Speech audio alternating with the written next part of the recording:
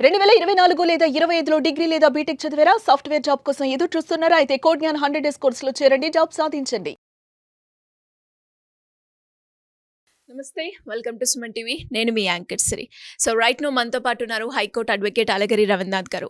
Especially ఈ video husbands ఎవరైతే చూస్తున్నారో, మీరు కనుక మీ ప్రాపర్టీని భార్యల పేరు మీద కనుక మార్చాలి అన్న, వాళ్ళ పేరు మీద ప్రాపర్టీ కొనుక్కోవాలి అనుకునే వాళ్ళు ఎవరైనా కూడా తీసుకోవాల్సిన జాగ్రత్తలు ఏంటో ఈ వీడియోలో కంప్లీట్ ఇన్ఫర్మేషన్ ఇవ్వడానికి మనతో పాటు హైకోర్టు అడ్వకేట్ అలగరి రవీంద్రనాథ్ గారు ఉన్నారు. నేను ఇంత పర్టికులర్గా ఎందుకు చెప్తున్నాను అంటే, అలాంటి జాగ్రత్తలు కనుక మనం పాటించకపోతే ఫర్దర్గా ఆ ప్రాపర్టీ మీద అనేక రకాల ప్రాబ్లమ్స్ ఫేస్ చేయాల్సి వస్తూ ఉంటుంది.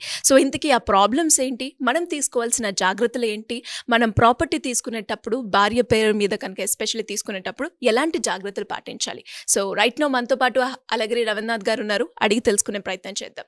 నమస్కారం సార్. నమస్తే అండి శ్రీ గారు. సో ఎవరైతే హస్బెండ్స్ భార్యల పేరు మీద ప్రాపర్టీ తీసుకునేటప్పుడు తీసుకోవాల్సిన జాగ్రత్తలు ఏంటి సార్? అలా తీసుకోకపోతే ఎలాంటి ప్రాబ్లమ్స్ ఫేస్ చేయాల్సి వస్తూ ఉంటుంది? చాలా రాష్ట్ర ప్రభుత్వాలు ఏం చేస్తున్నాయంటే, మహిళల పేరు మీదుగా ప్రాపర్టీ తీసుకుంటే కొంత మినహాయింపు ఇస్తున్నారు. స్టాంప్ డ్యూటీలో 1% 2% అట్లా మినహాయింపు సబ్సిడీ ఇస్తున్నారు. అంటే మహిళల మీదుగా ప్రాపర్టీని పెంచే ఉద్దేశంతో ఇటీవల కాలంలో ఆయా రాష్ట్ర ప్రభుత్వాలు, ఈవెన్ మన తెలంగాణ రాష్ట్రంలో కూడా మనం ప్రాపర్టీని మహిళల పేరు మీద తీసుకోమని చెప్పి రీసెంట్గా మన రెవెన్యూ మినిస్టర్ గారు చెప్తే 1% స్టాంప్ డ్యూటీ రిడక్షన్ ఉంటుందని కూడా చెప్పడం జరిగింది. అయితే దీని మీద ఈ వీడియో ముఖ్యంగా ప్రాపర్టీస్ని భార్య పేరు మీదుగా రిజిస్ట్రేషన్ చేసే ప్రతి ఒక్కరు కూడా చూడాల్సిన వీడియో. ఈ వీడియోని చివరిదాకా చూడండి. రీసెంట్గా వచ్చినటువంటి మన చట్టాలు ఏం చెప్తున్నాయి, కోర్టు యొక్క జడ్జిమెంట్స్ ఏం చెప్తున్నాయి కూడా వివరించే ప్రయత్నం చేస్తున్నాం. బట్ బీ కేర్ఫుల్, చాలా జాగ్రత్తగా ఉండాల్సిన అవసరం ఉంది.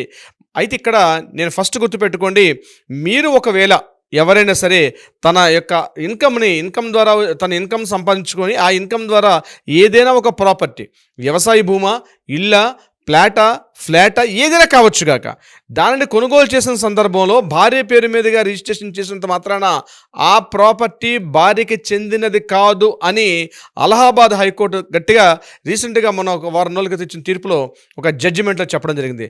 సౌరభ్ గుప్తా అన్నటువంటి ఒక వ్యక్తి ఆ కేసును ఫైల్ చేశారు. వాళ్ళ ఫాదర్ తీసుకున్న ఇన్కమ్ ద్వారా వాళ్ళ మదర్ ఆ ప్రాపర్టీకి, వాళ్ళ మదర్ పేరు మీద ప్రాపర్టీ ఉంది, కానీ ఆ ప్రాపర్టీని కొనింది వాళ్ళ ఫాదర్ ఇచ్చినటువంటి ఇన్కమ్తో కొన్నారు. కాబట్టి అది మా మదర్ ప్రాపర్టీ ఆ మదర్ ఏం చేశారు, ఆ మదర్ వేరే వాళ్ళకి ఆ ల్యాండ్ను ఎలక్ట్ చేస్తుంటే ఆ మదర్ ఆ ప్రాపర్టీని అమ్మకూడదని చెప్పి అతను సౌరవ్ గుప్తా కోర్టుకెళ్ళి ఆయన పిటిషన్ దాఖలు చేస్తే, ఇది మదర్ ప్రాపర్టీయా లేదా ఫాదర్ ప్రాపర్టీ అనే విషయం మీద దాని మీద పూర్తిగా విచారం చేసిన తర్వాత ఈ ప్రాపర్టీ ఆమెకి చెందినది కాదు, అది కుటుంబపు ఆస్తిగా పరిగణిస్తూ అలహాబాద్ హైకోర్టు తీవ్రమైనటువంటి ఒక వ్యాఖ్య చేయడం జరిగింది. సో నేను దాని డీటెయిల్స్ మీకు చెప్పే ప్రయత్నం చేస్తాను. ఇప్పుడు హస్బెండ్ తన ఇన్కమ్ జనరేట్ చేసుకుంటూ వస్తున్నారు. తన ఇన్కమ్ సర్ప్లస్ ఫండ్ని ఎక్కడెక్కడ సేవింగ్ చేసుకునో లేకపోతే మ్యూచువల్ ఫండ్స్ ఇక్కడ దాచుకొని తన యొక్క అమౌంట్ ద్వారా, ఆదాయం ద్వారా, తనకొచ్చిన ఆదాయం ద్వారా భార్య పేరు మీదుగా ప్రాపర్టీ కొనుగోలు చేస్తే ఆ ప్రాపర్టీ ఆమె సొంతం కాదు. ఎప్పుడు సొంతం అవుతుందంటే ఆమె కూడా ఎర్నింగ్ చేసుకునే స్టేజ్లో ఉంటే తప్ప. ఆమె ఎర్నింగ్ చేసుకోకపోతే ఆ ప్రాపర్టీ భార్య పేరు మీదుగా ఉన్నప్పటికీ కూడా అది భర్త ప్రాపర్టీగానే పరిగణిస్తారు. ఇంకా భర్త ప్రాపర్టీ కాదు, ఆ కుటుంబం యొక్క ఆస్తిగా పరిగణిస్తామని చెప్తూ అలహాబాద్ హైకోర్టు తీర్పిచ్చారు.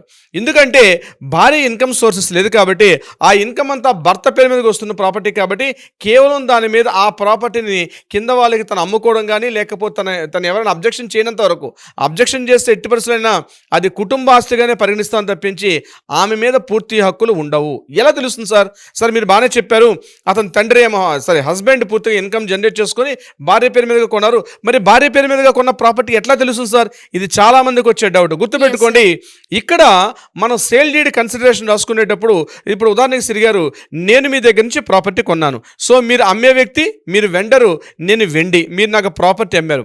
అటువంటి సందర్భాల్లో నేను ఏం చేస్తాను, సపోజ్ ఈ ప్రాపర్టీ ఒక 10 లక్షల రూపాయల గవర్నమెంట్ వాల్యూ అయితే నేను 10 లక్షల రూపాయలు నేను మీకు ఇచ్చినట్టుగా ఉంటుంది. ఈ 10 లక్షల రూపాయలు నేను మీకు ఎలా ఇచ్చాను అంటే, నా చెక్ ద్వారా ఇచ్చానా, లేకపోతే నా పేరు మీద ఉన్న డిమాండెడ్ డ్రాఫ్ట్ ద్వారా ఇచ్చానా, లేకపోతే నేను చూపించాల్సిన పరిస్థితి వస్తుంది. అంటే చాలామంది ఏం చేస్తారంటే, హస్బెండ్ తన ఇన్కమ్ని భార్య అకౌంట్లో వేసి భార్య పేరు మీదుగా చెక్ ఇచ్చి భార్య పేరు మీదుగా లావాదేవీ చేశారు. అంటే ఇన్కమ్ ఆ ముందు రోజు నాడో లేకపోతే 1 month బిఫోర్ 1 year బ్యాక్ ఎప్పుడైనా ఆ ఇన్కమ్ 10 లక్షల రూపాయల ట్రాన్సాక్షన్ భార్య అకౌంట్లోకి వచ్చినట్టుగా కానీ తెలిస్తే, భార్య పేరు మీదుగా చెక్ ఇచ్చినప్పుడు కూడా ఆ అమౌంట్ 10 లక్షల రూపాయలు ఎవరిచ్చారు అంటే భర్త ఆ భార్య త్రూగా అమౌంట్ ఇచ్చారు కాబట్టి అది భర్త యొక్క ప్రాపర్టీ కొనుక్కున్నట్టుగా వస్తుంది తప్ప అది భార్య కొనుక్కున్నట్టుగా రాదని చెప్పి అలహాబాద్ హైకోర్టు ఇచ్చిన జడ్జిమెంట్ ఇదనమాట. అంటే భార్య హౌస్ వైఫ్గా ఉంది, భార్యకి ఎటువంటి ఆదాయ మార్గాలు లేదు, భార్య ఏమీ జాబ్ చేయట్లేదు, ఒక బిజినెస్ చేయట్లేదు, వ్యాపారం చేయట్లేదు, ఏమీ చేయట్లేదు భార్య, జస్ట్ సీజన్ హౌస్ వైఫ్. కానీ ఆమె పేరు మీదుగా ప్రాపర్టీ ఉంటే బినామీ చట్టాలుగా కూడా హక్కులు వచ్చి ఎంటర్ అయ్యే అవకాశం కూడా ఉంటుంది. బినామీలు అంతే ఏం చేస్తారంటే తన దగ్గర పనిచేస్తున్న డ్రైవర్ ద్వారానో లేకపోతే అందరూ పనిచేస్తున్నట్టు తన ఆఫీస్ స్టాఫ్ లేకపోతే ఎక్స్వైజెడ్ వాళ్ళ పేరు మీదుగా ఆ ప్రాపర్టీని యజమాని ఉంటాడు, ఈయన పేరు మీదుగా లావాదేవీలన్నీ కూడా అంటే బ్యాంక్ ట్రాన్సాక్షన్స్ అన్నీ కూడా అతని పేరు మీద జరుగుతాయి. కాబట్టి అటువంటి సందర్భాల్లో ఆ ట్రాన్సాక్షన్స్ ఎవరి త్రూగా వచ్చింది, ఆ పేమెంట్ ఎలా అందింది, దాన్ని కూడా దృష్టిలో పెట్టుకొని అప్పుడు ఆ ప్రాపర్టీ ఆమెది కాదు, అది కుటుంబం యొక్క ఆస్తిగా పరిగణిస్తారు. అంటే ఆ కుటుంబంలో కొడుకు, కూతురు, పిల్లలు ఉంటే పిల్లలకి, భర్తకి, ఆమెకి మొత్తం అందరికీ చెందే విధంగా ఉంటుంది తప్ప కేవలం ఆమె పూర్తి హక్కుదారులు కాదు అని చెప్పి దీని మీద కోర్టు కూడా తీర్పడం జరిగింది. అంటే ఇది చాలా ఇంట్రెస్టింగ్ జడ్జిమెంట్ అనమాట.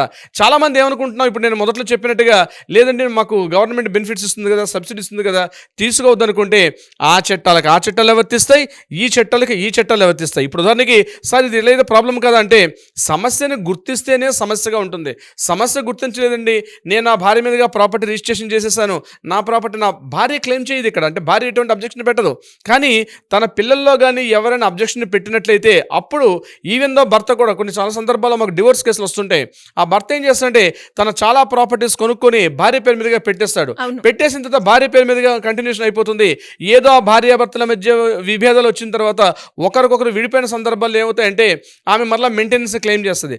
అప్పుడు ఏమంటాడు, నేను నీకు చాలా ప్రాపర్టీస్ కొన్నాను, నీ పేరు మీదుగా ప్రాపర్టీ పెట్టాను కాబట్టి ఇప్పుడు నేను మెయింటెనెన్స్ ఇవ్వాలి అంటాడు. ముఖ్యంగా ఉద్యోగస్తులు కాకుండా నాన్ ఎంప్లాయీస్ అంటే బిజినెస్ చేసేవాళ్ళు కానీ ఇతరత్ర వ్యాపకాలు ఉండే వాళ్ళతో ప్రాబ్లం వచ్చేది ఇదే. చాలా ప్రాపర్టీ కొన్నాను సార్, ₹1,00,00,000 ప్రాపర్టీ కొన్నాను, ఆమె పేరు మీదుగా పెట్టాను, ఈరోజు భార్య డివోర్స్ అడుగుతుంది, బట్ నేను ఇన్ని సంవత్సరాలు కష్టపడి 10 ఏళ్ళు కష్టపడి నా జీవితంలో ఉన్న ఆస్తితో కూడా ఆమె పేరు మీద పెట్టాను కాబట్టి. సో ఇట్లాంటి ప్రాబ్లమ్స్ వస్తాయి. నేను అందుకే చెప్తాను, మీరు ప్రాపర్టీని కొనుక్కునేటప్పుడు ముఖ్యంగా హస్బెండ్స్కి నేను చెప్తున్నాను, మీరు ప్రాపర్టీ కొనుక్కుంటే వీలైనంత వరకు మీ పేరు మీద పెట్టుకోండి. సరే ట్యాక్స్ ఎగ్జంప్షన్ కావాలి సార్ అంటే అది మీరు మాట్లాడుకోండి, మీ సీఏతో మాట్లాడుకోండి, లేకపోతే మీకు సంబంధించిన అకౌంట్స్తో వాళ్ళు మాట్లాడుకోండి తప్పించి భార్య పేరు మీదుగా పెట్టుకుంటే ఎప్పటికైనా ప్రాబ్లం వచ్చే అవకాశం ఉంటుంది. తస్మాత్ జాగ్రత్త. అంటే ఎలా సార్, చాలా మంది కూడా మీరు అన్నట్టుగానే భార్య పేరు మీద బంగారం అనో ఇళ్ళనో ఇలాంటి కొనడం మనం చూస్తూ ఉన్నాం. సో దానికి సంబంధించి ఎవరైనా కూడా ఇకపై ముందుకు వెళ్ళాలి, అలా కొనేటప్పుడు మనం ఎలాంటి జాగ్రత్తలు పాటించాలి, లీగల్ పరంగా ఎలా వెళ్ళాలి అనుకునే వాళ్ళు ఎవరైనా కూడా మిమ్మల్ని అప్రోచ్ అవ్వాలి అంటే ఎలా ఉంటుంది సార్? సమస్యలు వచ్చిన తర్వాత మనం చేసుకునే పరిష్కారం కన్నా prevention is the better than cure. ఇప్పుడు నేను చెప్పే చాలా వీడియోస్ అట్లనే ఉంటాయి. ఒకవేళ మీరు ఆల్రెడీ జరిగిపోయింది, ప్రాబ్లం ఫేస్ చేసుకున్నా ఉంటే రవీంద్రనాథ్ ఎప్పుడు మీ వెంబడి ఉంటారు. తక్షణమే కాల్ చేయండి, కింద స్క్రోల్ అవుతున్న నెంబర్ని కాంటాక్ట్ చేయండి. కాల్ బిజీగా వస్తే వాట్సాప్ చేయండి, వాట్సాప్ మెసేజ్ పెట్టండి. But daily number of calls వస్తుంటే ప్రతి కాల్ అటెండ్ చేయడం చాలా కష్టం. ప్రైర్ అపాయింట్మెంట్ తీసుకోండి, నన్ను డైరెక్ట్గా వచ్చి కలవండి. లీగల్ టీం ఎప్పుడు కూడా మీకు అందుబాటులో ఉంటారు. ఒకవేళ మీకు లీగల్ టీం అందుబాటులో లేకపోయినా సరే 1-2 సార్లు ట్రై చేయండి, తప్పనిసరిగా మీకు రెస్పాండ్ అవుతారు. మీ సమస్యకి నేను ఎప్పుడు పరిష్కారంగా ఉంటాను. సిరి గారు, thank you sir, thank you so much. Thank you so much Siri గారు. సుమన్ టీవీలో మీ పర్సనల్ అండ్ బిజినెస్ ప్రమోషన్స్ కోసం కింది నెంబర్కి కాంటాక్ట్ చేయండి.